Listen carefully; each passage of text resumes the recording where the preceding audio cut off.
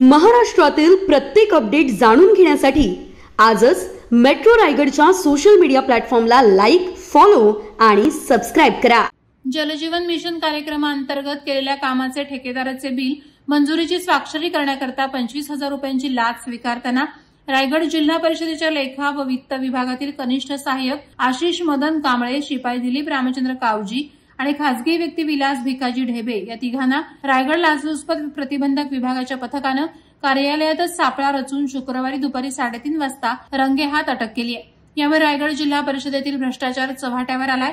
मिळालेल्या प्राथमिक माहितीनुसार पेण तालुक्यातील सापोली ग्रामपंचायत हद्दीतील शेणे नळपाणी पुरवठा योजनेच्या जलजीवन मिशन कार्यक्रमाअंतर्गत कामाचा ठेका तक्रारदारांना मिळाला होता।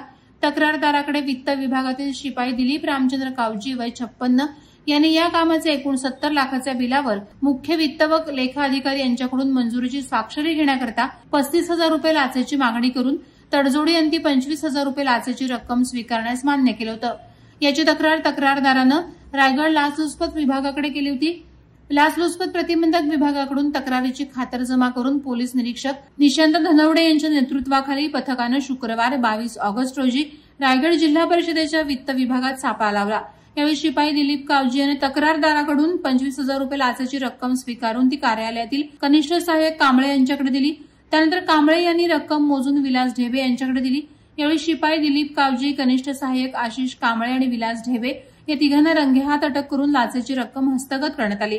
या लाचखोरांना 23 ऑगस्ट रोजी न्यायालयात हजर केलं असता त्यांना सोमवार दिनांक 25 ऑगस्ट पर्यंत पोलीस कस्टडी सुनावण्यात आली।